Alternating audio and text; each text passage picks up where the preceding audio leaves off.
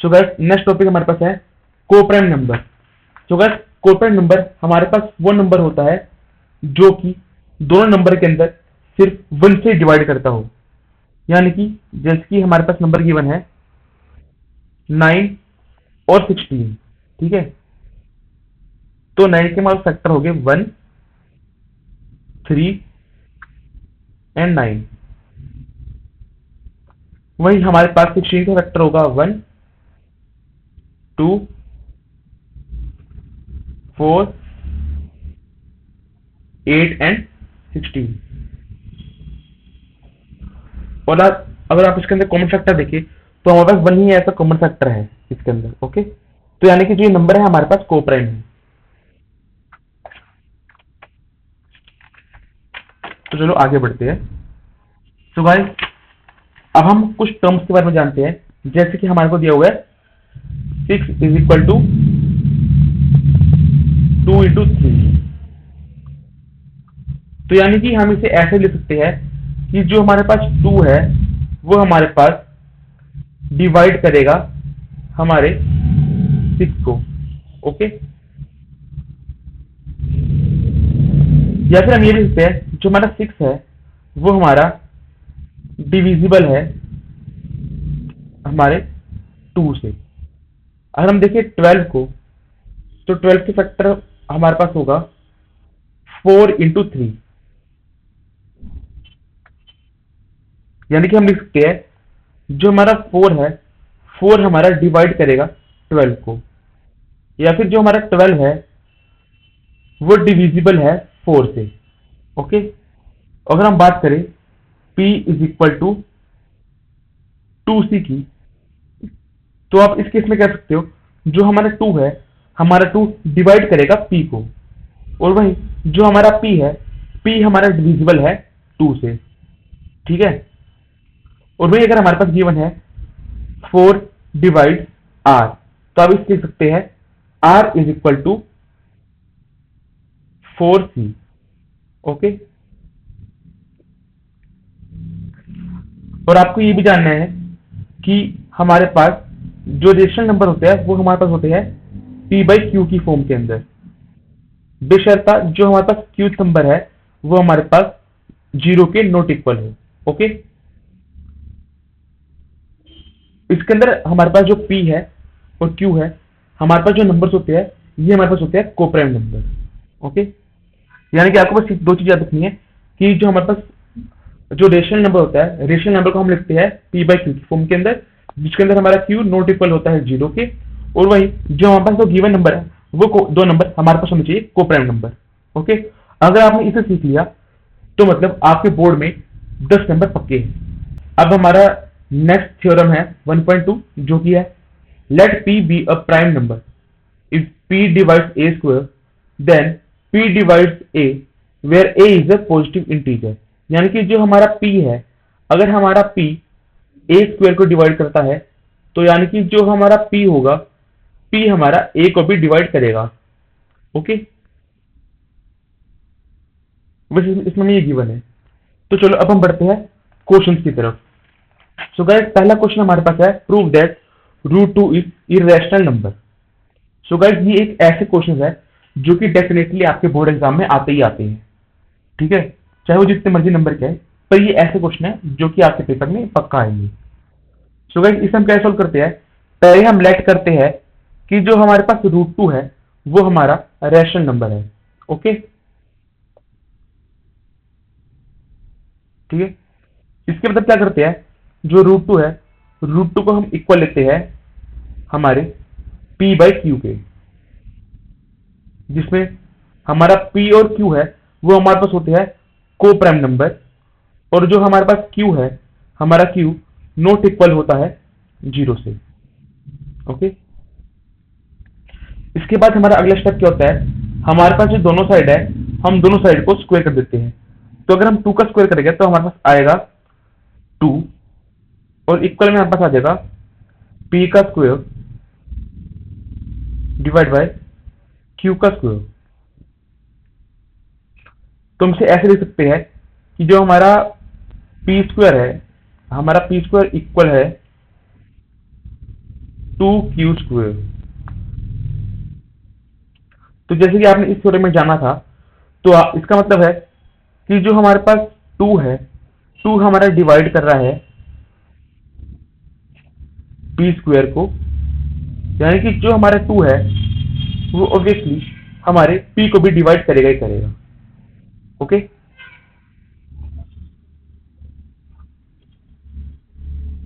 तो हम क्या करेंगे, हम एक नंबर ऐड कर लेंगे कि हमारा जो p है वो हमारा इक्वल है 2c के।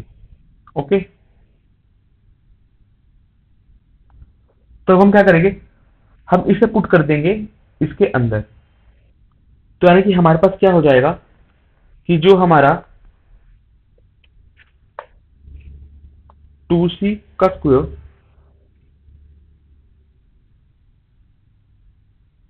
इक्वल टू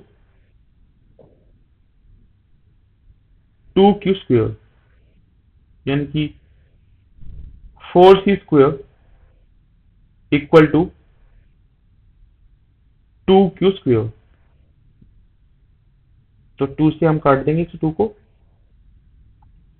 तो हमारे पास क्या हो जाएगा कि जो हमारे पास 2c² है वो हमारा इक्वल हो जाएगा अब q² को, जो कि हमारे पास ऐसी सेम स्टेटमेंट बन के आ गई। ठीक है, तो यानी कि इसके अंदर हमारे पास क्या होगा, जो हमारा 2 है, 2 हमारा डिवाइड करेगा q² को, जिसका मतलब है जो हमारा 2 है वो डिवाइड करेगा q को।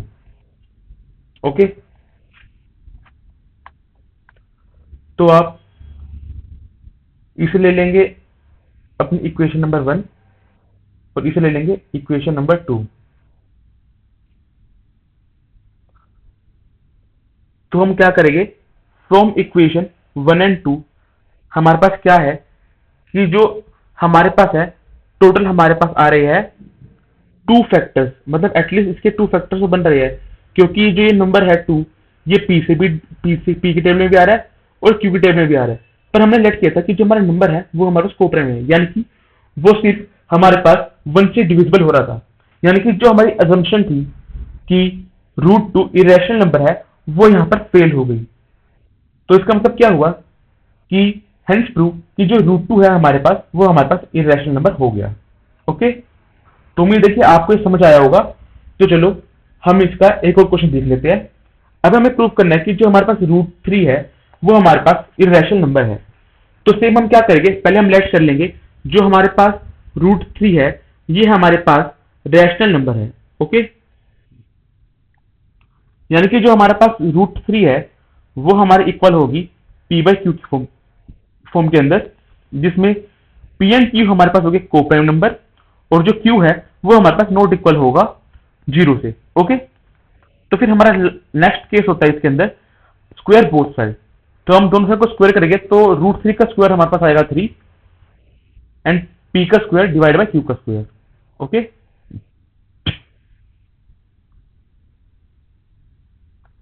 तो हम इसे लिख सकते हैं p² इक्वल टू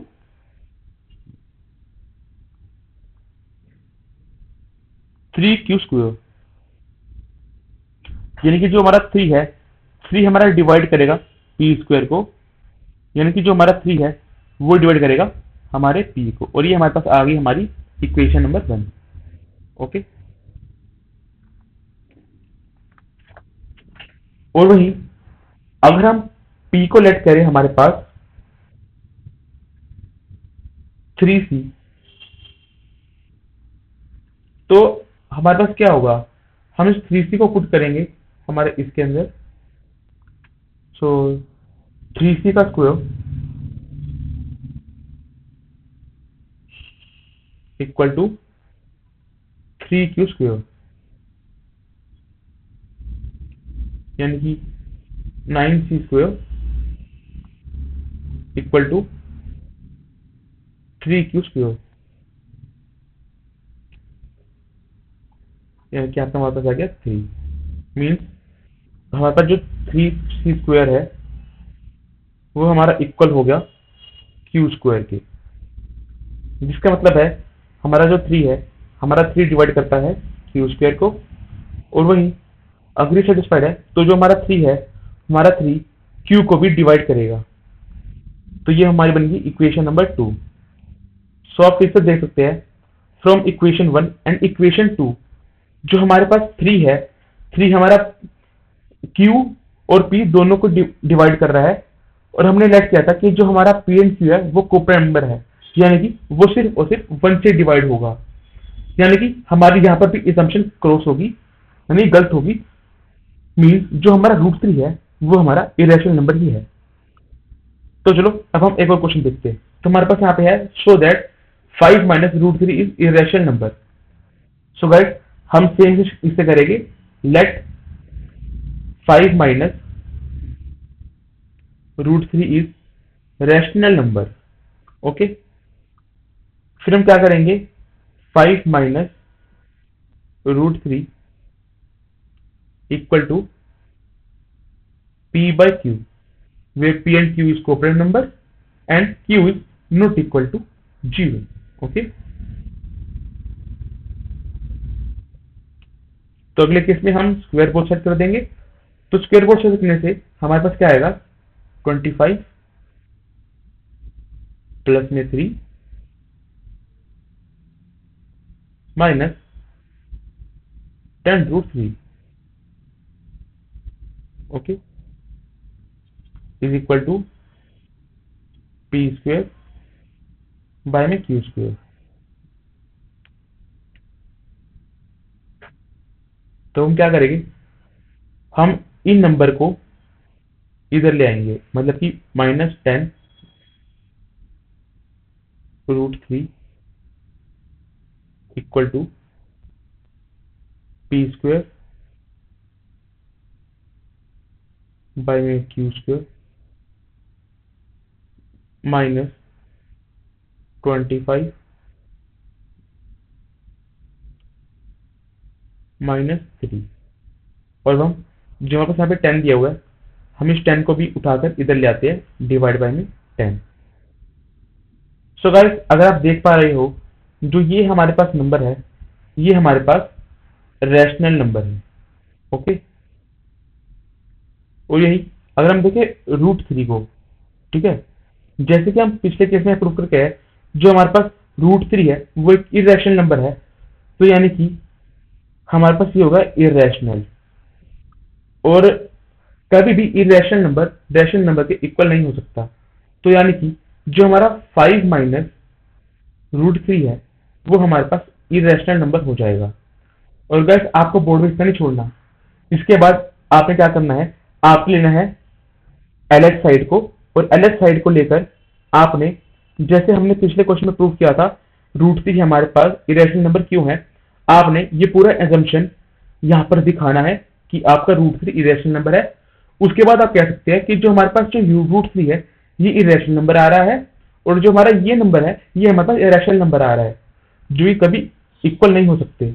इसका मतलब है कि जो हमने एजम्पशन की थी वो हमारी गलत हो गई और हमारा नंबर इरेशनल है। तो चलो गाइस अब हम देखते हैं इस क्वेश्चन को कि show that 3√2 is irrational number. तो इसके लिए हम क्या करेंगे, सबसे पहले हम लेट कर लेंगे जो हमारे पास 3√2 है ये हमारे पास रैशनल नंबर है। ओके, इसके बाद हम क्या करेंगे, 3√2 equal to P by Q, where P and Q is co-prime and Q is not equal to 0। जिसके बाद हम क्या करेंगे कि जो हमारा 3 है उस 3 को हम नीचे भेज सकते हैं, मतलब कि √2 equal to P by 3Q। तो जैसे कि हमारे पास दिया हुआ है रैशनल नंबर, ठीक है, और वही √2 को हम प्रूव कर सकते हैं कि वो हमारे पास इरेशनल नंबर क्यों है, जैसे कि हमने इसको इस पार्ट में किया था। ठीक है, तो यानी कि इसके आगे आपको वो वाला पार्ट करना है जिस करके आप प्रूव कर देंगे जो ये हमारे पास है ये इरेशनल नंबर है, और हमारे इरेशनल नंबर कभी भी रैशनल नंबर के इक्वल नहीं हो सकता, जिसका मतलब है कि हमारी एजम्पशन गलत होगी, और 3√2 है ये हमारे पास हो जाएगा irrational number. Okay, so guys उम्मीद है कि आपको सभी टॉपिक अच्छे समझ आ गए होंगे। सो गाइस इस सीरीज से बने रहने के लिए वीडियो को लाइक करना और चैनल को सब्सक्राइब करना। सो गाइस अब हम मिलते हैं नेक्स्ट वीडियो में जिसमें हम सोल्व करेंगे एनसीईआरटी के सभी क्वेश्चन यूनिट नंबर 1 के। तो चलो हम मिलते हैं नेक्स्ट वीडियो में, तब तक के लिए जय हिंद जय भारत।